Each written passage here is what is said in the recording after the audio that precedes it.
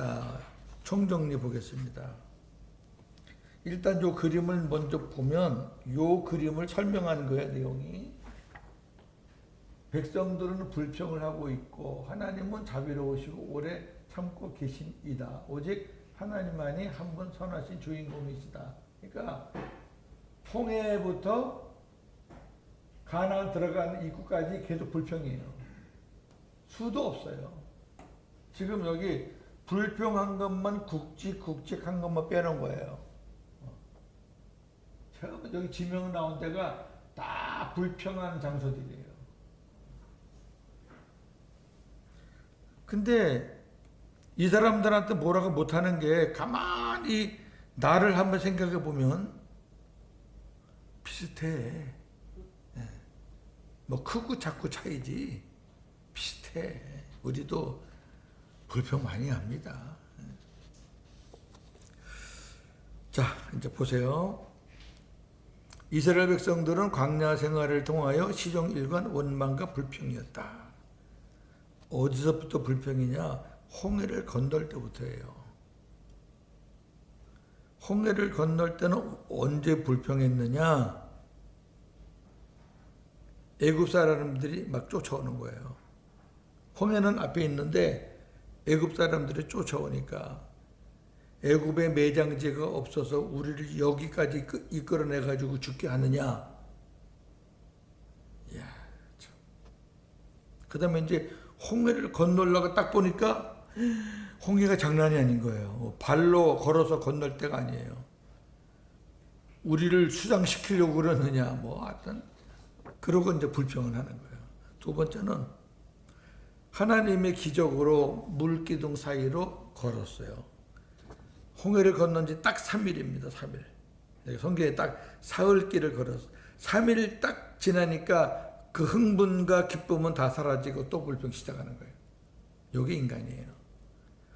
어제까지만 해도 막 좋아가지고 그러다가 하룻밤 사이에 뭐가 잘못됐는지 그냥 또 불평이 나오는 거예요. 근데 그 불평의 원인이 뭐냐면 물이에요. 물에 대한 불평이 제일 많습니다. 밥은 며칠 안 먹어도 견디지만 물은 하루만 안 먹으면 못 견딥니다. 그래서 금식은 물을, 생수를 먹으면서 밥을 안 먹는 거니까 금식은 그래도 좀 해요. 저 같은 사람도 12일이나 했으니까. 물 먹으면서. 근데 단식은 물도 안 먹는 거거든요. 단식은 3일 하기 어렵습니다. 정치인들 뭐 단식 투쟁을 하는데 웃기지도 말라 그래요. 그 사람들 뭐 물 먹는 거 있잖아요. 그 인상 보충제들 뭐 그런 거. 거짓말을 너무 잘해요.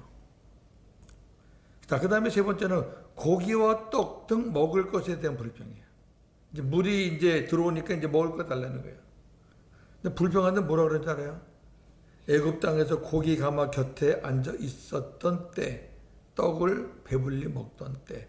그러니까 주인들이 먹고 남은 거 이제 부스러기 먹는 거예요. 그래도 배불리 먹었겠죠. 애굽이 워낙 부자 나라니까.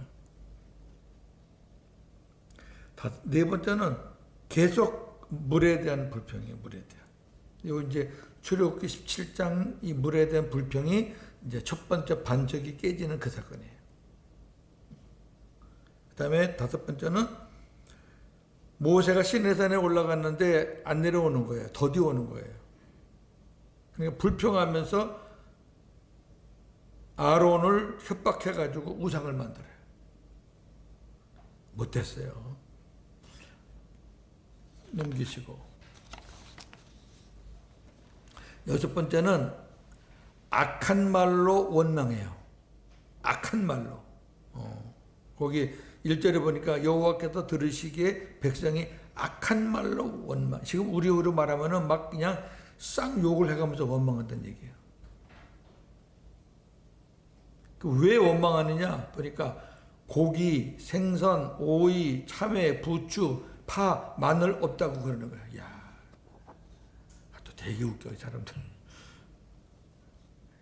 무슨 광야에서 이런 걸 찾아. 그러니까 이게 뭐냐면 옛날에 먹었다. 옛날에 노예 생활하면서 먹었던 거. 이 사람들은 이 본문을 제가 찾아드린 거 다 보면은 왜 우리를 애굽에서 데리고 나와서 그 얘기 안 빠져요. 이 사람들이 지금 가나안을 왜 가는지도 몰라. 그게 천국을 의미하는지도 모르고 거기가 하나님의 약속의 땅인지도 몰라. 그냥 조금만 어려우면은 다시 애굽으로 돌아갈 생각만 하는 거예요. 어떤 사람이 이제 전도받아서 교회 나왔단 말이에요. 예수 믿으면 뭐 잘 된다는 그런 전도를 받고 교회 나왔는데 뭐 잘 되긴 뭐가 잘 돼. 아이고, 저 전도한 사람은 저 거짓말했구나. 뭐 하나님만 믿으면 교회만 다가 뭐 잘 된다 그러더니만 뭐가 잘 되긴 뭐가 잘 돼. 더 병원에 더 많이 가고 뭐 사업도 더 안 되고 에이 하고 다시 세상으로 돌아가는 사람도 있고.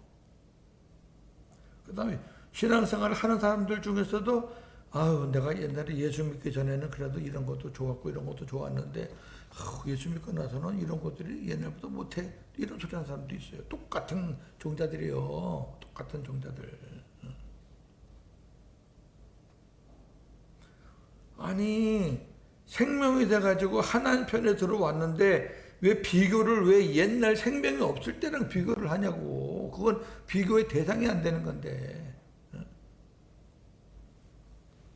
일곱 번째, 모세의 혼인을 비방하는 미리암과 아론. 요거는 제가 했으니까 자세하게.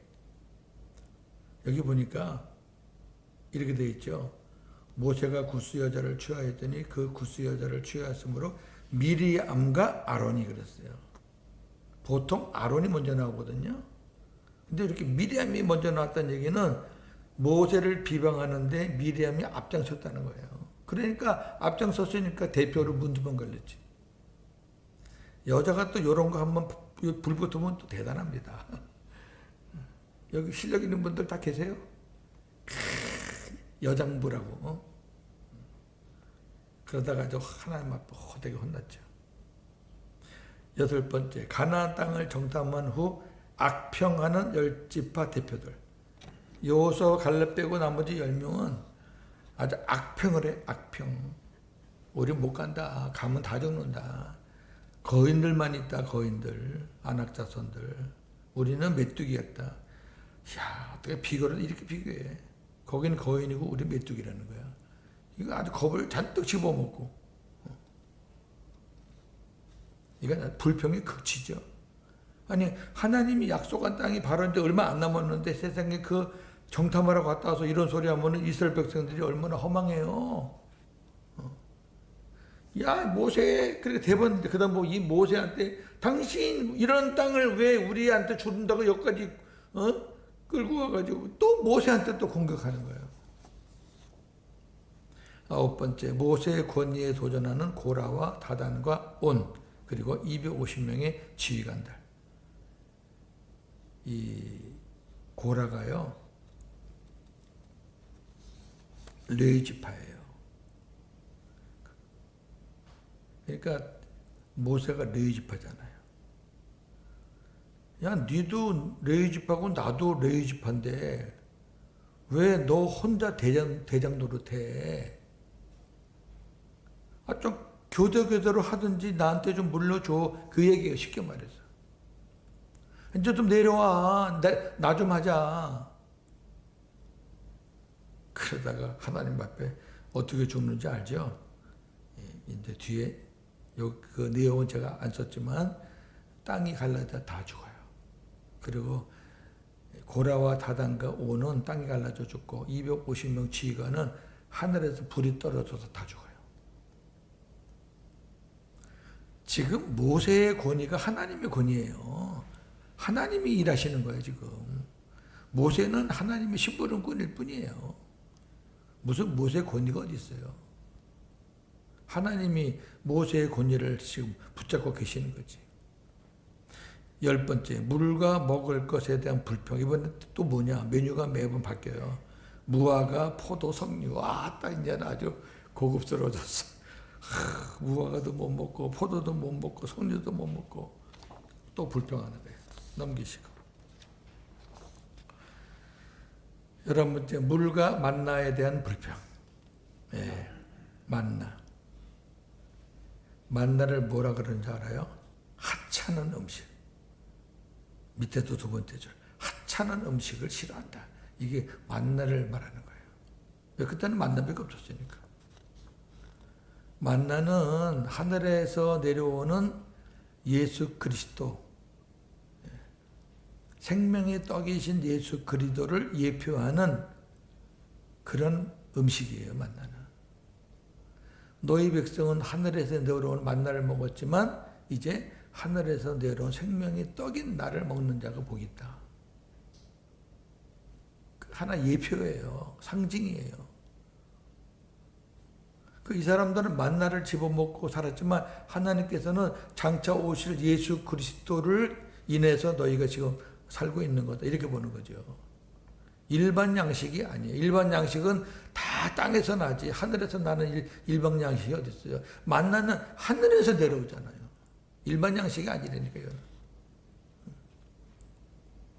하나님이 얼마나 진노하셨는지 불뱀을 보내가지고 엄청 많이 죽었죠. 그 다음에 12번째는 우상숭배와 음행의 죄를 저지르는 백성들.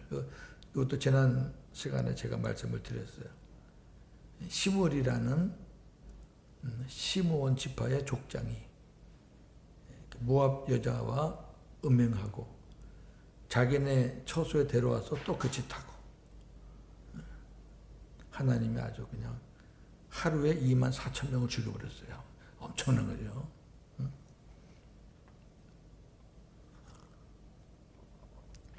이 모든 흐름을 보니까 불평이에요. 원망과 불평.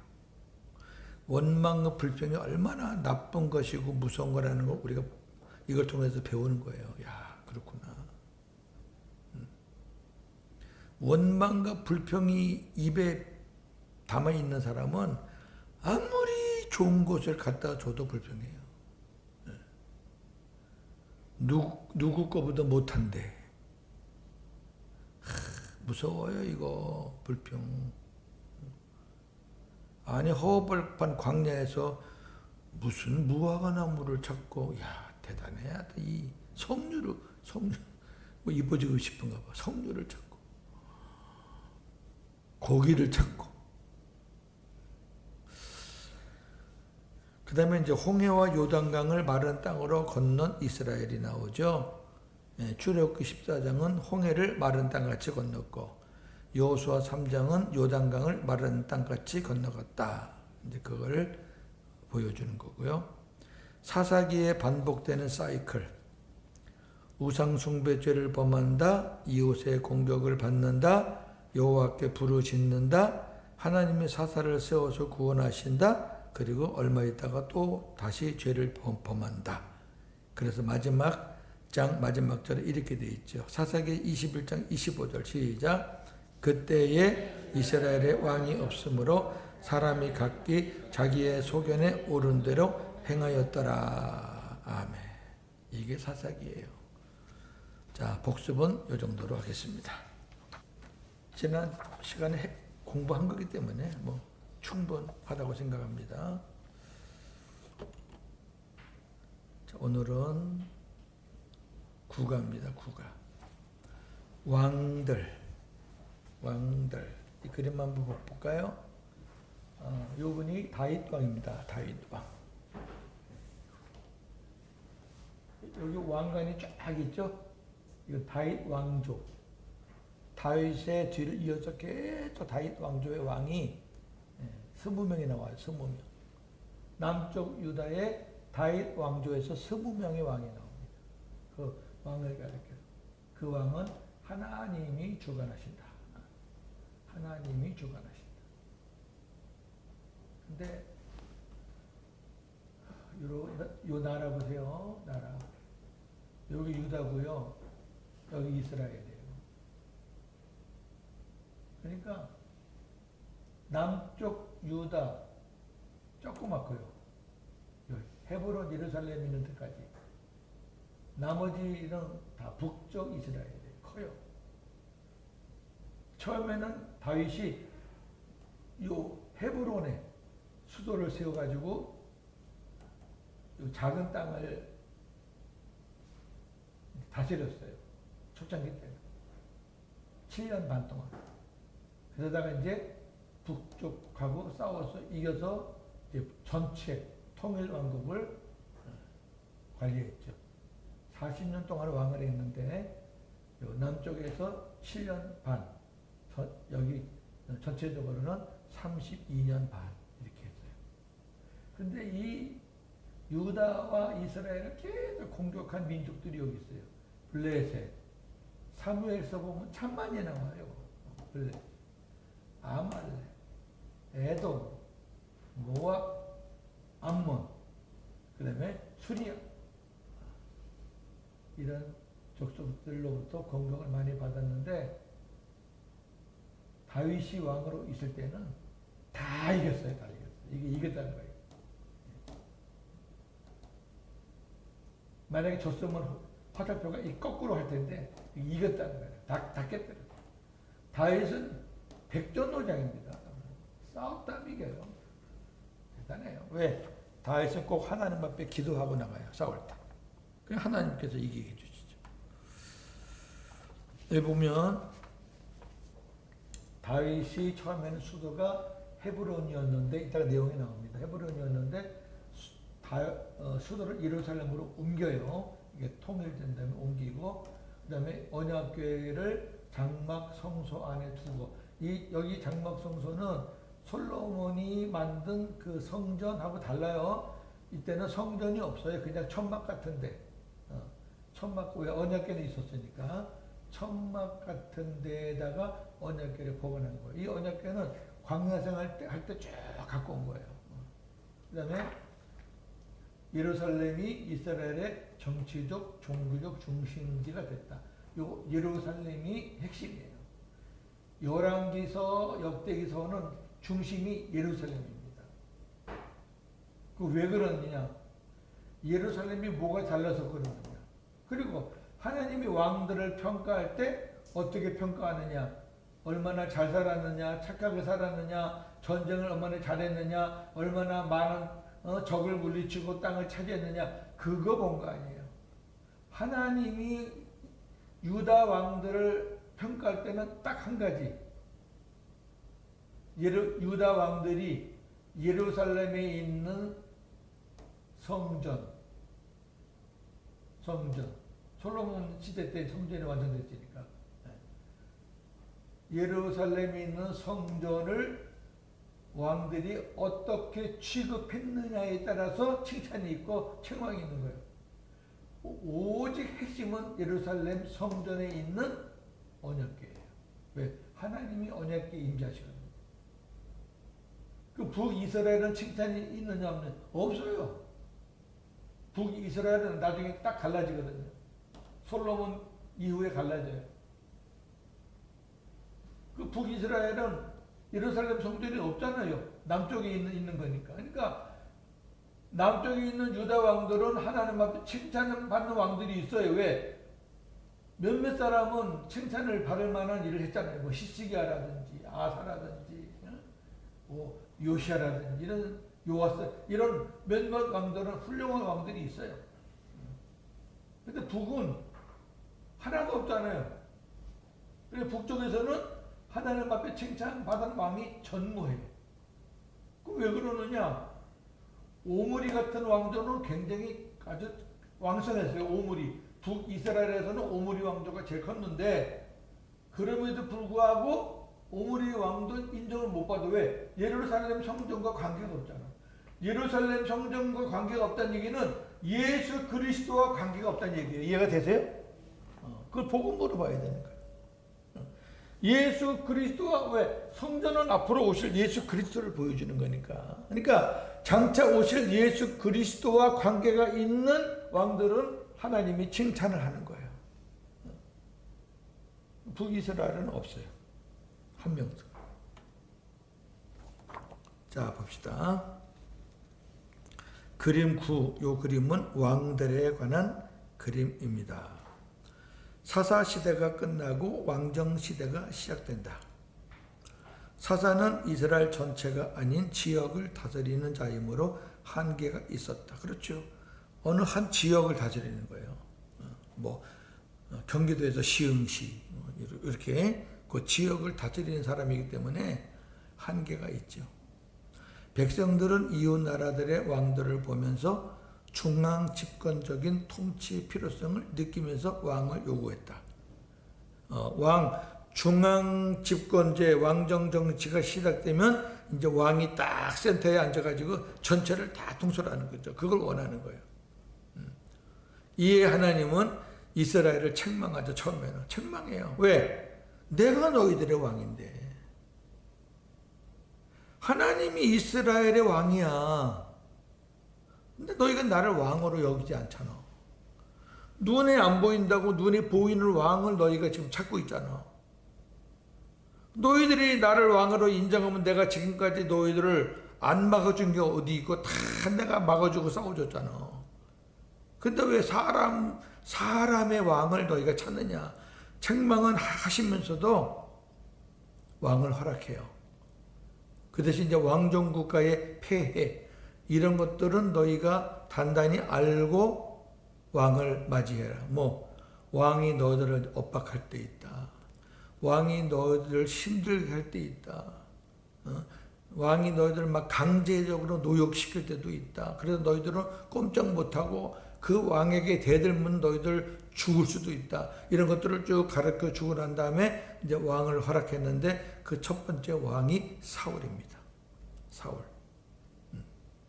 사울은 베냐민 지파입니다.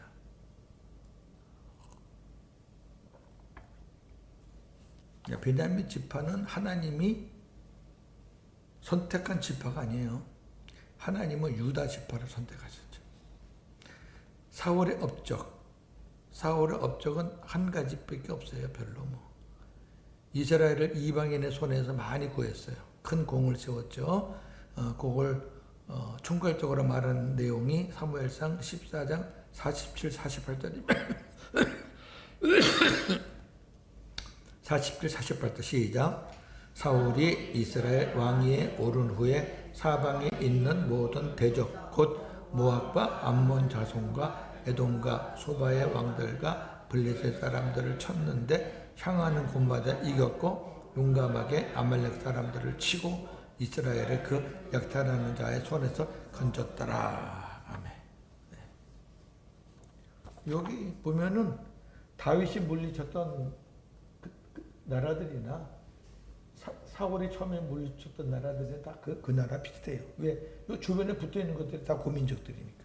이게 다 어떻게 보면은 다 이스라엘의 사촌들이에요. 친척들이에요. 근데 사울의 패망 이유가 있습니다. 사울은 빨리 패망했어요. 세 가지 이유가 있는데 첫 번째 이유가 성직 모독입니다. 성직 모독. 사울이 어떠한 성직을 모독했는지 우리 사무엘상 13장 8절에서 14절 보겠습니다.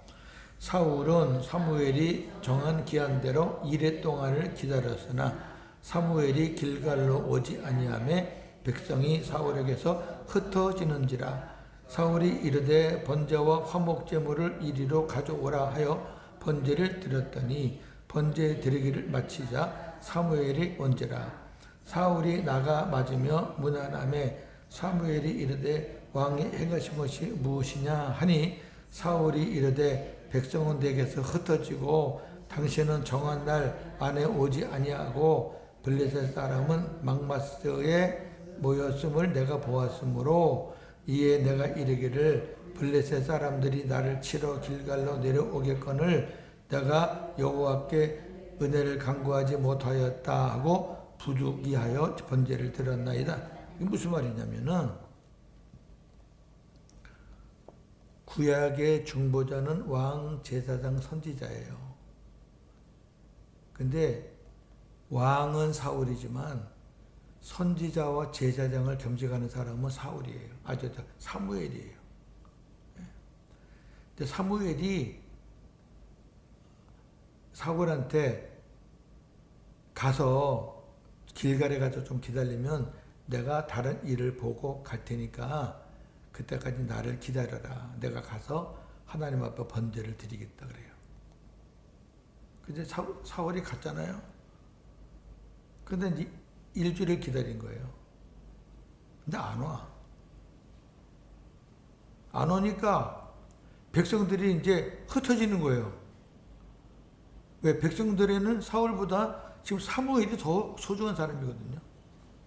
사무엘이 안 오니까 실금실금 나가.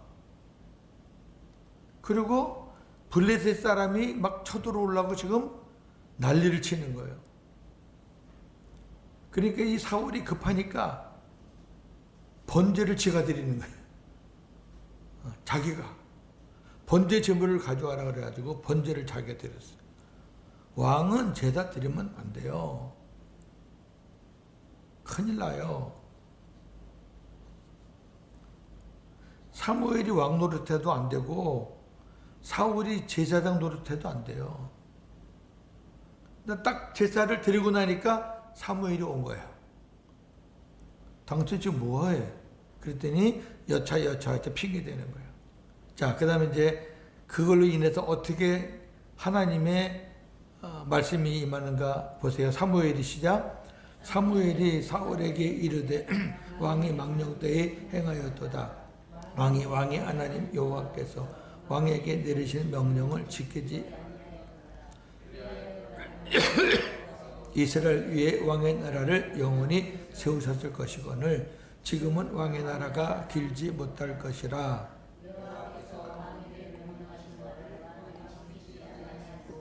여호와께서 그의 마음에 맞는 사람을 구하여 여호와께서 그를 그의 백성의 지도자로 삼으셨느니라.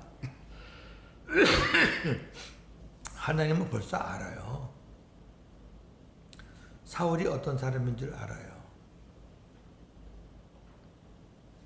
하나님이 벌써 너는 아웃이야. 성직 모독은 무서운 거예요. 그 다음에 이제 불순종했어요. 요게 이제 시작이 되었죠. 한번 빗나가면요, 계속 빗나가요. 자, 불순종이 있습니다. 사무엘상 15장 17절에서 23절입니다. 시작. 사무엘이 이르되 왕이 스스로 작게 여길 그때에 이스라엘 지파의 머리가 되지 아니하셨나이까. 여호와께서 왕에게 기름을 부어 이스라엘 왕을 삼으시고 또 여호와께서 왕을 길로 보내시어 이르시기를 가서 죄인 아말렉 사람을 진멸하되 다 없어지기까지 치라 하셨거늘 어찌하여 왕이 여호와의 목소리를 청종하지 아니하고 탈취하기에만 급하여 여호와께서 악하게 여기신 일을 행하였나이까. 사울이 사무엘에게 이르되 나는 실로 여호와의 목소리를 청종하여 여호와께서 보내신 길로 가서 아말렉 왕 아각을 끌어왔고 아말렉 사람들을 진멸하였으나 다만 백성이 그 마땅히 멸할 것 중에서 가장 좋은 것으로 길갈에서 당신의 하나님 여호와께 제사하려고 양과 소를 끌어왔나이다 하는지라. 자, 잠깐만요. 하나님이 사울에게 아말렉을 쳐. 아말렉은 강한 나라인데 내가 싸우러 가는 길을 알려 줄게. 요 길로 가면 너희가 이겨. 그러니까 요 길로 가서 아말렉을 치는데 완전히 다 진멸해. 왕서부터 어린아이 짐승까지 싹 진멸해버려. 없어지기까지 쳐라. 근데 사울이 가서 왕도 살려주고 그 다음에 좋은 재물은 싹 남겨뒀어요. 그 좋은 재물을 자기가 다 끌고 숨겨놨어요. 그 자기가 탈취한 거예요. 성경에서 그러잖아요. 왜 탈취하기에만 정신이 팔려있냐고 말이에요. 하나님 말씀은 다 잊어버리고. 자, 사무엘이 이제 사울에게 어떻게 또 하나님 말씀을 전하는지 봅시다. 사무엘이 시작. 사무엘이 이르되 여호와께서 번제와 다른 제사를 그의 목소리를 청종하는 것을 좋아하심같이 좋아하시겠나이까. 순종이 제사보다 낫고 듣는 것이 순양의 기름보다 나으니 이는 거역하는 것은 점치는 죄와 같고 완고한 것은 사신 우상에게 절하는 죄와 같음이라. 왕이 여호와의 말씀을 버렸으므로 여호와께서도 왕을 버려 왕이 되지 못하게 하셨나이다. 결정적인 거예요. 네. 하나님의 말씀을 거역하는 것은 하나님을 버리는 거다. 하나님을 버리니까 당신은 하나님도 당신을 버린다. 왕에서 내려오게 하신다 그 말이에요. 근데 우리가 좀 이해가 안 되는 부분이 있죠. 다른 민족은 여러분 안 그러는데 아말렉만 나오면은 하나님의 말씀이 굉장히 강해져요. 요 아말렉이라는 걸 꼭 기억하셔야 돼요. 모세 시대 때도 이 아말렉이 우리 지도 봤잖아요. 지난 시간에. 출애굽 시작할 때부터 가나안 들어갈 때까지 쫓아다니는 민족은 아말렉이에요. 그래서 하나님 뭐라 그러냐면 내가 아말렉과 어떻게 영원히 싸우겠다 그래요. 아, 무슨 하나님 무슨 아말렉 같은 것들하고 영원히 싸워? 아말렉은요 하나님의 백성 시작부터 하나님의 백성 끝날 때까지 쫓아다니면서 괴롭히는 민족으로서 이거는 사탄의 하나의 상징적인 민족이에요. 저나 여러분이 예수 딱 믿기 시작하면 사탄이 딱 붙어서 우리 따라다니는 거예요. 똑같아요. 하나님이 아말렉만 나올 때는 진멸하라는 거예요. 진멸. 이거는 사탄과 싸울 때는 정도 필요 없고 완전히 전멸시키라는 거예요. 그 의미를 우리가 알아야지 이해가 되는 거예요. 이게. 보면은 아이까지 젖먹이 아이까지 짐승까지 싹 없애라는 거 하나님께서. 이거 이해 못하면 뭐야 하나님이 무슨 인정사정도 없고 왜 그러시지? 그럴 수 있을 거예요. 여러분 아말렉이라는 그 특수한 민족이기 때문에 그래요. 그럼 결국 이건 뭐냐면은 사탄과의 싸움에서 사울이 포기한 거랑 똑같은 거예요. 그러니까 하나님한테 또 이렇게 맞을 수밖에 없어요. 세 번째 사울의 잘못된 점은 자신을 위해서 기념비를 세워요. 기념비 세웠다는 얘기는 자기 영광을 드러냈다는 거예요. 하나님께 영광을 노려야 되는데 전쟁에서 이길 때마다 자기 기념비를 세우고 다니는 거예요. 끝낼만 하죠. 하나님께서 끝내셨어요.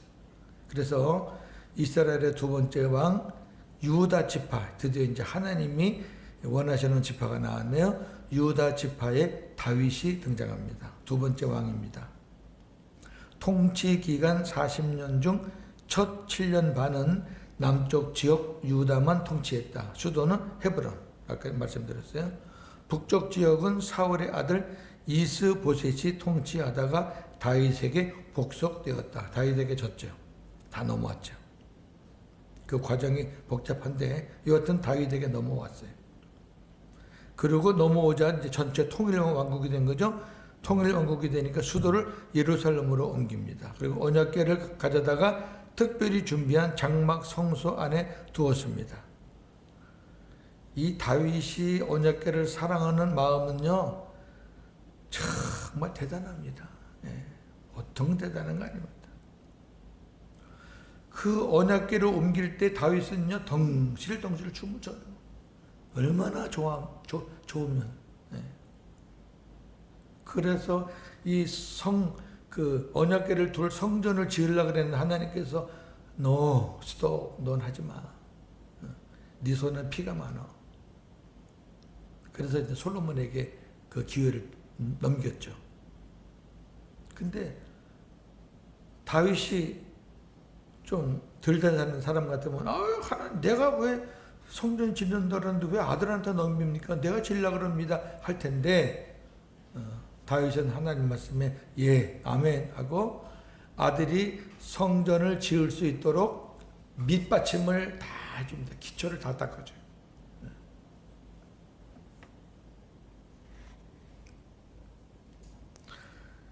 그 다음에 예루살렘에 자신이 거처할 궁전을 지었습니다. 예루살렘은 이스라엘의 정치적 종교적 중심지가 되었다. 하나님의 성전을 지으려고 하였으나 하나님이 거절하시자 아들 솔로몬이 짓도록 성전 건축에 필요한 것들을 준비하였다. 훌륭한 왕이에요. 네. 자, 그러다 보니까 하나님이 이제 드디어 다윗에게 메시아에 대한 일방적인 언약을 세우셨습니다. 이 사무엘 하에서는 이 부분만 이해하시면 돼요. 나머지는 다 전쟁이에요. 결정적인 하나님의 일방적인 언약. 자, 사무엘하 7장 8절에서 16절입니다.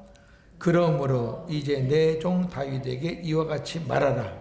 만군의 여호와께서 이와 같이 말씀하시기를 내가 너를 목장 곧 양을 따르는 데에서 데려다가 내 백성 이스라엘의 주권, 그러니까 양치기였는데 왕으로 삼았다 그 말이에요. 그 다음에 내가 가는 모든 곳에서 내가 너와 함께 있어 네 모든 원수를 네 앞에서 멸하였은즉 땅에서 위대한 자들의 이름같이 네 이름을 네 이름을 내가 높여주리라. 그 다음에 내가 또 내 백성 이스라엘을 위하여 한 곳을 정하여 그를 심고 그를 거주하게 하고 다시 옮기지 못하게 하여 악한 종류로 전과 같이 그들을 해하지 못하게 하여 전에 내가 사사에게 명령하여 내 백성 이스라엘을 다스리던 때와 같지 아니하게 하고 너를 모든 원수에게서 벗어나 편히 쉬게 하리라. 이것은 뭐예요?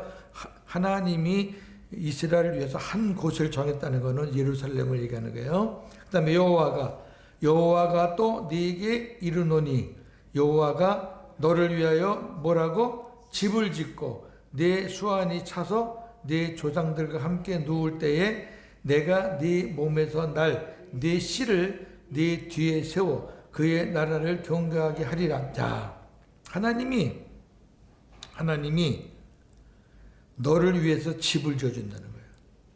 이 집은 건물을 말하는 게 아니에요. 건물을 말하는 집이 아니고 가문, 왕조.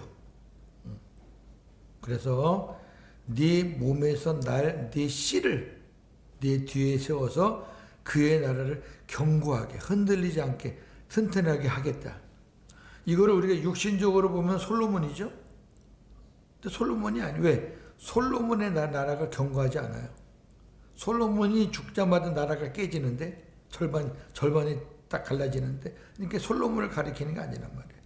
구약에서 말하는 네 씨는 아브라함에게도 네 씨, 다윗에게도 네 씨, 이거는 메시아를 가리키는 거예요. 그래서 마태복음 1장에 보니까 아브라함과 다윗의 자손 예수 그리스도 이렇게 나오는 거죠. 그러니까 아브라함의 씨도 예수님 말하는 거고 다윗의 씨도 예수님 말하는 거예요. 자, 그는 내 이름을 위하여 집을 건축할 것이요 나는 그의 나라 왕위를 영원히 견고하게 하리라. 넘기시고 나는 그에게 아버지가 되고 그는 내게 아들이 되리니 그가 만일 죄를 범하면 내가 사람의 매와 인생의 채찍으로 징계하려니와 내가 네 앞에서 물러나게 한 사울에게서 내 은총을 빼앗은 것처럼 그에게는 빼앗지는 아니하리라. 네 집과 네 나라가 내 앞에서 영원히 보존되고 네 왕위가 영원히 견고하리라 하셨다 하라. 유다 왕국이 영원했나요? 20왕조로 끝났는데 영원히 영원치 않아요. 그럼 영원한 나라라는 것은 이 땅의 나라를 얘기하는 거 아니에요. 그 이 왕위가 인간 다윗의 왕위를 말하는 거 아니에요. 다윗의 후손에서 나오는 예수 그리스도의 왕국을 말하는 거예요. 그게 누가복음 1장 31절 33절이 바로 이 사무엘 하를 해석해 주는 말씀이에요. 시작. 보라, 네가 잉태하여 아들을 낳으리니 그 이름을 예수라 하라. 그가 큰 자가 되고 지극히 높으신 이의 아들이라 일컬어질 것이요 주 하나님께서 그 조상 다윗의 왕위를 누구에게? 그에게 주시리니 영원히 야곱의 집을 왕으로 다스릴 것이며 그 나라가 무궁하리라. 아멘. 사무엘하 7장 말씀이 바로 예수님으로 인해서 만들어질 메시아 왕국을 가리키는 거라고 증명하잖아요. 그래서 다윗이 위대한 거죠. 하나님으로부터 일방적인 언약을 받은 사람이에요. 아무나 받는 거 아니잖아요. 아브라함이 받았고 다윗이 받았고. 자, 그 다음에 이제 왕국들 들어갈까요? 왕국들, 이게 또 없어졌냐? 자, 이 솔로몬이 만든 성전입니다. 솔로몬이 지은 성전. 성전에 관해서는 이제 따로 특별한 강의를 한번 해야 되고요. 이거는 솔로몬이 성전을 지어줍니다. 솔로몬 시대. 그다음에 이제 솔로몬이 죽자마자 르호보암이 솔로몬의 아들인데 이 르호보암 때 나라가 딱 갈라집니다. 지금 이제 지도는 이렇게 나오는데 사실 남쪽 유다는 조그매요. 에돔 쪽은 유다가 아니니까. 남쪽 유다가 조그맣고 그다음에 이 북쪽 이스라엘은 굉장히 커요. 요 녹색이 이스라엘 땅이에요. 자, 여기 유다는 평화로운 나라로 계속 유지가 되고 이 북쪽 이스라엘은 칼로서 나라가 유지가 되는 그게 특징이에요. 르호보암이 솔로몬한테 이 전체를 다 받았는데 르호보암이 정치를 어떻게 할 것인가 하는 원로들이 아버지 솔로몬이 백성들에게 너무 무거운 짐을 이따 나옵니다. 무거운 짐을 많이 지워가지고 백성들이 너무 힘들어합니다. 백성들의 짐을 좀 가볍게 해주시면 백성들이 르호보암 당신을 아주 왕으로 높여줄 겁니다. 잘 따를 겁니다. 그랬더니 옆에 있는 르호보암의 친구 젊은 놈들이 아닙니다. 사람은 풀어주면 안 됩니다. 더 솔로몬보다 더 강력하게 해야 됩니다. 더 무겁게.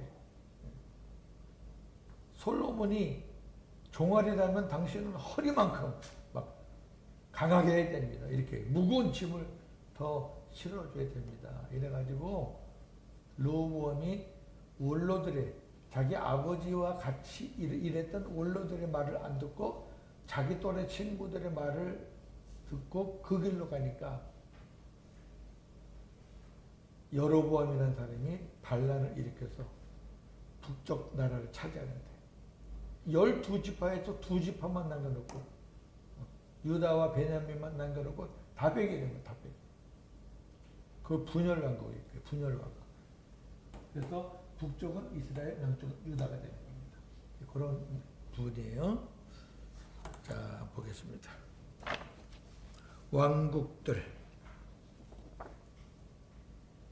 이스라엘의 세 번째 왕 다윗의 아들 솔로몬. 계속 지파는 유다 지파입니다. 왕 위에 오르자 하나님께 1000번제를 드리며 지혜를 구했다. 자, 요 내용은 아주 처음 시작은 참 좋아요. 솔로몬이 열왕기상 3장 4절에서 13절입니다. 시작. 솔로몬이 그 제단에 1000번제를 드렸더니 기브온에서 밤에 여호와께서 솔로몬의 꿈에 나타나시니라. 하나님이 이르시되 내가 네게 무엇을 줄꼬 너는 구하라. 솔로몬이 이르되 주의 종 내 아버지 다윗이 성실과 공의와 정직한 마음으로 주와 함께 주 앞에서 행함으로 주께서 그에게 큰 은혜를 베푸셨고 주께서 또 그를 위하여 이 큰 은혜를 항상 주사 오늘과 같이 그의 자리에 앉을 아들을 그에게 주셨나이다. 나의 하나님 여호와여 주께서 종으로 종의 아버지 다윗을 대신하여 왕이 되게 하셨사오나 종은 작은 아이라 출입할 줄을 알지 못하고 주께서 택하신 백성 가운데 있나이다. 그들은 큰 백성이라 수요가 많아서 셀 수도 없고 기록할 수도 없사오니 누가 주의 이 많은 백성을 재판할 수 있사오리이까. 듣는 마음을 종에게 주사 주의 백성을 재판하여 선악을 분별하게 하옵소서. 솔로몬이 이것을 구하매 그 말씀이 주의 마음에 든지라. 자, 여기까지 우선 우리 잘 아는, 얼마나 겸손했어요. 처음에는 아주 그냥 한마디 한마디가, 이야, 나는 하나님 앞에서 어린아이입니다. 작은 아이입니다. 나는 백성들 앞에 쓸 자격이 없습니다. 내가 이거 어떻게 합니까? 내가 재판할 수도 없습니다. 그때는 재판이 줄 서서 재판받으러 왔으니까. 하나님께서 그걸 받으셔서, 와, 너 참, 하나님이 기뻐하는 그런 기도를 했죠. 솔로몬의 지혜라는 거 알잖아요. 생모랑 계모가 와서 누가 내 아들인가 판단할 때 그거 다 명쾌하게 해주잖아요. 그런 하나님이 그런 지혜를 주신 거예요. 자, 이에 하나님이, 시작. 이에 하나님이 그에게 이르시되 네가 이것을 구하도다. 자기를 위하여 장수하기를 구하지 아니하며 부도 구하지 아니하며 자기 원수의 생명을 멸하기도 구하지 아니하고 오직 송사를 듣고 분별하는 지혜를 구하였으니 내가 네 말대로 하여 네게 지혜롭고 총명한 마음을 주노니 네 앞에도 너와 같은 자가 없었거니와 네 뒤에도 너와 같은 자가 일어남이 없으리라. 내가 또 네가 구하지 아니한 부귀와 영광도 네게 주노니 네 평생의 왕들 중에 너와 같은 자가 없을 것이라. 아멘. 기도 한번 잘해가지고 아주 수리받은 사람이에요. 아유, 근데 끝까지 좋았으면 얼마나 좋을까. 끝은 아주 엉망진창이에요. 여기 이제 3장 4절에 1,000번제가 나오죠. 1,000번제. 교회에서 이제 1,000번제라는 헌금을 많이 해요. 다행히 우리 예사랑교회는 1,000번제를 안 했던 것 같아요. 제가 이렇게 부임해서 가면은 1,000번제 하는 교회들이 거의 다 있더라고. 1,000번제를 어떻게 하냐 봤더니 천일 동안 하는 거예요. 천일 동안. 이렇게. 액수는 당연히 작죠. 1,000원. 보통 1,000원이고. 1,000원도 1,000번 하면 100만 원 아니에요. 근데 그런 식으로 하는 거예요. 1,000번제 한다고. 솔로몬이 한 1,000번제는 그런 1,000번제가 아닙니다. 한 번에 1,000마리 제물을 드리는 거예요. 그만큼 여러분 한 마리의 번제를 드리는 것도 이거는 보통 정성이 가는 게 아니에요. 1,000마리를 동시에 하나님 앞에 번제 제물을 드린다는 거는 이건 진짜 극진한 거죠. 하나님께서 기쁘게 받으시는 거예요. 그러니까 1,000번제를 그런 식으로 갈라가지고 다윗은요 3,000번제를 드렸거든요. 근데 난 참 이상해. 아니 다윗이 3,000번제 드린 거를 몰라서 말을 안 하는 건지, 왜 다윗의 3,000번제 얘기하는 사람은 없고 왜 솔로몬의 1,000번제만 얘기하냐고. 자, 다윗의 3,000번제 봅시다. 역대상 29장 20절 22절 시작.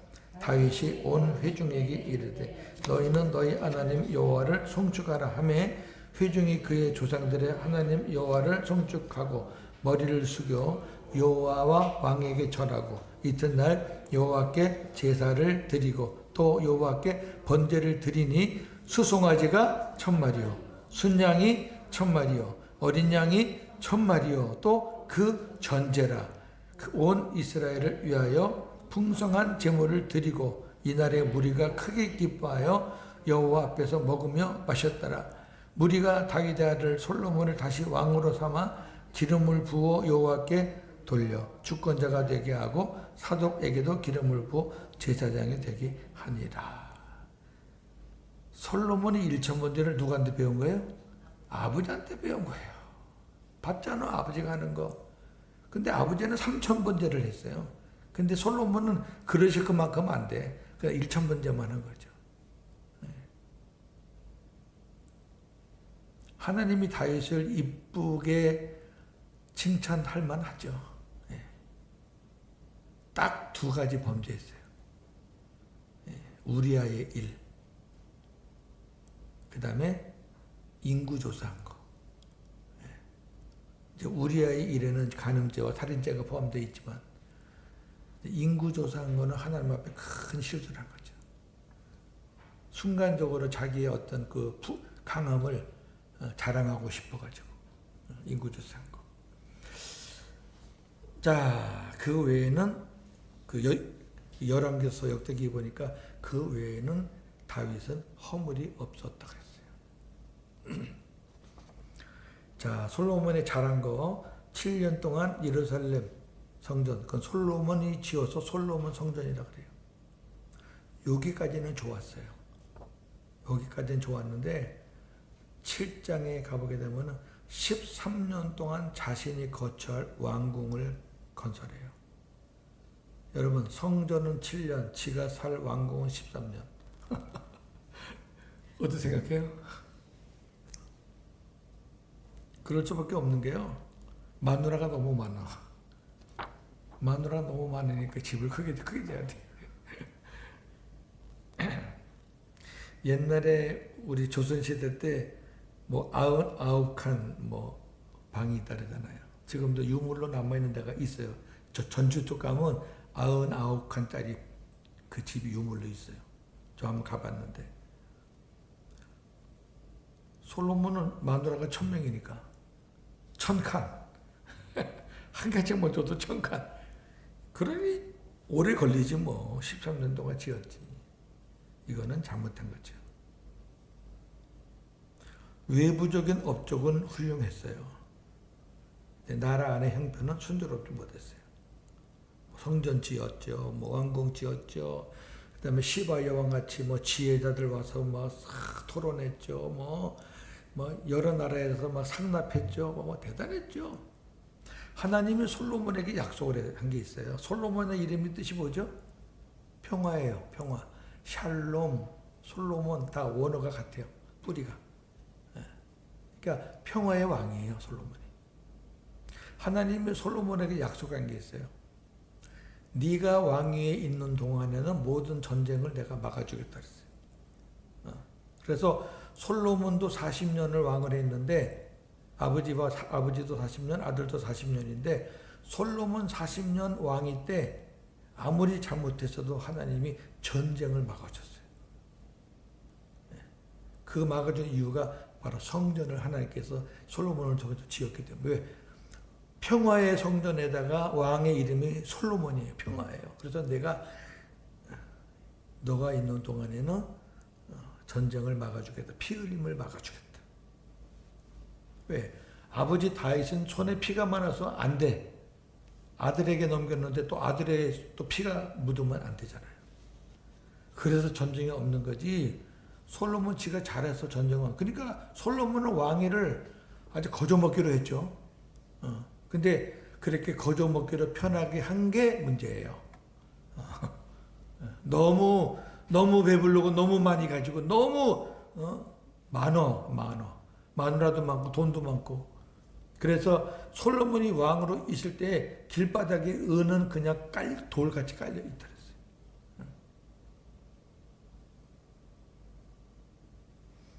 어떻게 순조롭지 못했느냐. 많은 백성들이 노예처럼 혹사당하고 강제 노동에 시달려야 했다. 이 자기 왕궁 짓는데 얼마나 많은 사람들이 그 강제 노동에 끌려왔겠어요. 이 외에도 솔로몬 때 지은 건물이 엄청 많습니다. 그러니까 뭐 전쟁이 없으니까 솔로몬은 뭐 맘만 먹으면 하는 거예요. 열왕기상 4장, 5장, 9장이 다 그런 내용들이. 그 다음에 이제 많은 처첩들을 두고 우상숭배 죄에 깊이 빠졌다. 요 부분을요 좀 심각하게 보셔요. 솔로몬의 결정적인 악함입니다. 열왕기상 11장 1절에서 8절 시작. 솔로몬 왕이 바로의 딸 외에, 시작부터가 안 좋아. 바로의 딸, 이게 첫째 마누라야. 바로의 딸, 그 다음에 외에 이방의 많은 여인을 사랑하였으니 곧 모압과 암몬과 에돔과 시돈과 헷 여인이라. 다른 왕 같았으면 다 전쟁을 치러야 될 대상인데 솔로몬은 이 나라들과 다 협정을 맺어가지고 전쟁하지 말자 그래가지고 서로 사돈관계를 맺은 거예요. 전부 다. 그 다음에 여호와께서 일찍이 이 여러 백성에 대하여 이스라엘 자손에게 말씀하시기를 너희는 그들과 서로 뭐하지 말라 통혼하지 말며 그들도 너희와 서로 통혼하게 하지 말라. 그들이 반드시 너희의 마음을 돌려 그들의 신들을 따르게 하리라 하셨으나 솔로몬이 그들을 사랑했다. 하나님이 그렇게 말했는데도 그거 그냥 귀담아 듣지 않고 사랑한 거예요. 왕은 얼마예요? 후궁이 700명이요. 첩이 300명이라. 그의 여인들이 왕의 마음을 돌아서게 하였더라. 솔로몬의 나이가 많을 때 그의 여인들이 그의 마음을 돌려 다른 신들을 따르게 하였으므로 왕의 마음이 그의 아버지 다윗의 마음과 같지 아니하여 그의 하나님 여호와 앞에 온전하지 못하였으니 이는 시돈 사람의 여신 아스타롯을 따르고 암몬 사람의 가증한 밀곰을 따름이라. 솔로몬이 여호와의 눈앞에서 악을 행하여 그의 아버지 다윗이 여호와를 온전히 따름같이 따르지 아니하고 모압에 가증한 그모스를 위하여 예루살렘 앞산에 산당을 지었고 또 암몬 자손에 가증한 몰록을 위하여 그와 같이 하였으며 그가 또 그의 이방 여인들을 위하여 다 그와 같이 한지라.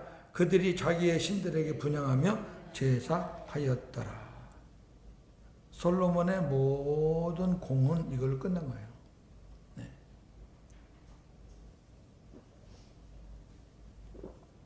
1,000명의 이방 여인이라 그러면은 우상이 1,000개예요. 다 우상을 섬기는 민족입니다. 첫 번째 딸이 바로의 딸이니까 다 정략 결혼이죠. 정략 결혼. 우리 열왕기서를 보면은 북이스라엘은 전혀 없고 남이스라엘은 그 20명의 왕이 쭉 나오는 게 이제 열왕기 상하인데 그 왕들의 평가를 뭘로 하느냐? 다윗의 길을 따랐더라. 다윗의 길을 따르지 않았더라. 다 100%가 다 그래요. 다윗의 길을 따르면은 잘 산 거고 다윗의 길을 따르지 않았으면 악하게 산 거예요. 다윗이 그것이 기준이에요. 기준. 예.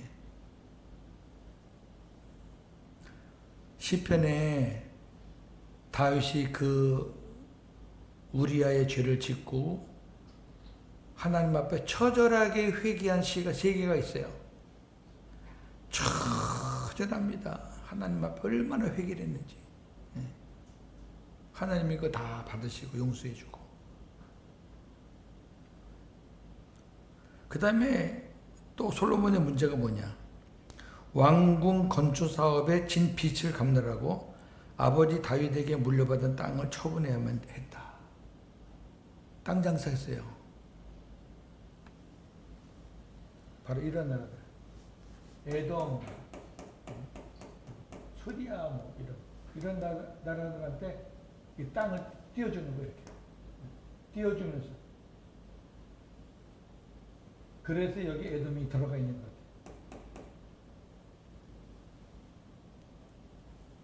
자, 처음에 지혜를 구할 때 그 솔로몬하고 막판에 솔로몬하고는 너무 차이가 나네. 그죠? 우리가 마지막에 좋아야 되는데. 그 다음 보세요. 이스라엘의 넷째 왕 솔로몬의 아들 르호보암. 국가정책을 잘못 세움으로 인해 나라가 남북으로 분열되었다. 원로들의 백성들의 짐을 가볍게 할 것인가, 청년들의 백성들의 짐을 무겁게 할 것인가에 규로해서 청년들의 주장을 택했다. 이로 인해 나라가 남북으로 갈려 여로보암에게 10지파를 빼앗기고 자신은 2지파로 만족해야 했다.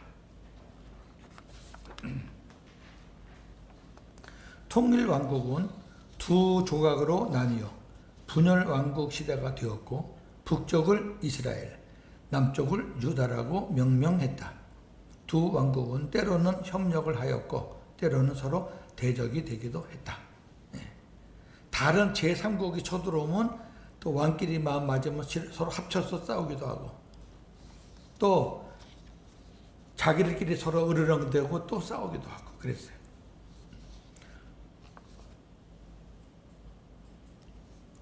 자, 그림 8B를 보겠습니다. 9B를 보겠습니다. 여기 노란 게 유다의 왕들입니다. 20명의 왕이에요. 20명. 여기가 북이스라엘의 왕들입니다. 여기가 왜 길고 여기가 왜 짧으냐? 일찍 망했어요. 일찍. BC 기원전 721년경에 망했어요. 남쪽 유다는 기원전 587년경에 바빌론 포로로 끌려갔으니까 적어도 한 150년 차이가 나요. 여기 이렇게 한 거는 뭐냐면은 합법적인 왕이에요. 그러니까 이 왕조는 유다 왕조는 다윗 왕조는 그대로 순수한 혈통이에요. 다 하나님이 인정하는 왕조예요. 여기. 근데 여기는 하나님이 인정하는 왕조가 하나도 없어. 전부 다 칼이야. 이게 정권이 바뀔 때마다 전부 다 칼로. 야, 무서워요. 여기는 1왕조의 20왕. 여기는 9왕조의 19왕. 그렇게 역사가 진행돼요. 자, 그 내용을 보겠습니다. 왕국들의 붕괴, 통일왕국, 사울왕, 다윗왕, 솔로몬왕 시대를 통일왕국 시대라고 한다. 분열왕국 유다, 한 왕조의 20왕. 남유다에서는 한 왕조, 다윗 왕조에서 계속 통치하였죠. 그중 하나 예외가 있는데 아달랴예요. 아달랴는 북이스라엘 왕 아합과 이세벨의 딸이에요. 아합과 이세벨 알죠? 엘리야를 아주 괴롭힌 왕이에요. 근데 왜 유다 족보에 들어오느냐? 이 아달랴의 딸이 유다 왕 아하시아와 결혼을 해요. 그러니까 남자가 유다 왕이니까 족보가 그렇게 가는 거예요. 그래서 유다 족보에 들어오게 됐어요. 그러니까 아달랴가요 얼마나 독한 여자인지 막 왕자들을 싹 다 죽여버리고 지가 왕이 돼요. 지가. 그러나 궁중에서 반란으로 결국 죽고 그 아달랴의 손자 요아스가 그 뒤를 이어서 왕이 돼요. 참 보면 참 희한해요. 이 아달랴가 아주 되게 못됐거든요. 근데 그 손자 요아스는 또 좋은 왕이에요. 참 못된 할머니 밑에 또 좋은 왕이 나왔네요. 남유다의 역사는 북이스라엘의 역사보다 길다. 바빌론으로부터 2차례의 침공을 받아 엄청난 고초를 겪었다. 예루살렘 성전이 파괴되고 수많은 백성들이 포로로 끌려갔다. 첫 번째는 예루살렘 성전이 파괴되고 두 번째 침공 때는 포로로 많이 끌려갔어요. 그 끌려간 사람 중에 이제 다니엘도 있고 다니엘의 세 친구들이 다 그때 끌려간 거예요. 선지자도 그때 끌려갔고 성경에서는 이사야서, 예레미야서, 에스겔서 다 그때의 상황을 말하는 거예요. 70년의 바빌론 포로 생활을 마치고 많은 사람들이 고국으로 돌아왔다. 남유다는 다시 회복돼요. 다시 예루살렘으로 돌아와요. 왜요? 성전이 있잖아. 성전 때문에 돌아오는 거예요. 하나님이 성전 때문에 다시 그 나라를 회복시켜주는 거예요. 구약의 이스라엘 역사는 성전입니다. 분열 왕국 시대 이스라엘 9왕조의 19왕 9왕조가 나라를 통치했는데 19왕을 냈어요. 그러니까 한 왕조는 2명의 왕도 내고 3명의 왕도 내고 근데 4왕조는 1명 왕으로 또 끝내버려요. 끝나가지고 또 다른 사람 와서 또 왕을 찾아 이런 식으로 계속 피 흘려. 왕조가 바뀔 때마다 큰 혼란과 피 흘림이 동반되었다. 그중 오므리 왕조는 안정된 나라를 유지했지만 반면 시므리 왕조는 7일 만에 끝났다. 제일 빨리 끝난 왕 7일. 아수르의 침공으로 멸망당했고 남쪽은 바벨론, 북쪽은 아수르입니다. 흩어진 백성들은 다시 돌아오지 못했다. 왜? 성전이 없잖아. 그거예요. 아수르 백성들이 북이스라엘로 이주하여 이스라엘 주민들과 결혼하여 혼혈인들을 낳았는데 이들을 사마리아인이라고 부르게 되었다. 이제 이해가 되실 거예요. 요한복음 4장에 나오는 사마리아 여인. 남쪽 유다는 다시 돌아왔기 때문에 혈통의 순수함이 유지됐지만 북이스라엘은 돌아오지 못하고 땅이 비어있기 때문에 아수르 사람들이 들어와서 남아있는 북이스라엘 사람들과 결혼하는 바람에 완전 혼혈 민족이 된 거라고 말이에요. 그래서 남쪽 유다가 북쪽 이스라엘을 아주 우습게 창녀같이 보는 거예요. 자, 왕에 대한 평가 기준, 이게 굉장히 중요한 겁니다. 열왕기서를 볼 수 있는 기준이 이겁니다.